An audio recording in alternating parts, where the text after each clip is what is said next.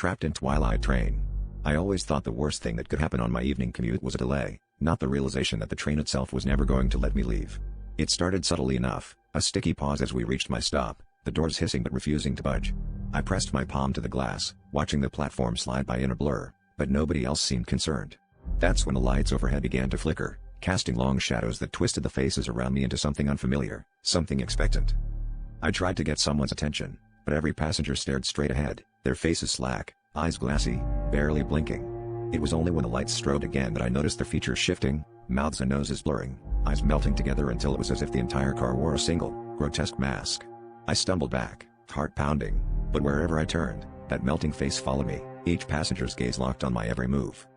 Desperation clawed at me as I hammered on the emergency button, but the intercom crackled with static and a voice that sounded almost like mine. "You weren't meant to get off." My reflection in the window twisted, lips moving in sync with the voice. The train picked up speed, the world outside a smudged smear of lights and color, and I realized with dawning horror that the stops were gone. There was no end, just a loop, and the train's interior had become a world unto itself. That's when I finally understood, the faces weren't staring at me for help. They were waiting for me to accept it, to let my own face melt and join theirs in the endless ride. As the lights dimmed to black and the car filled with that single, unified gaze, I felt my features begin to slip, the memory of where I was going dissolving.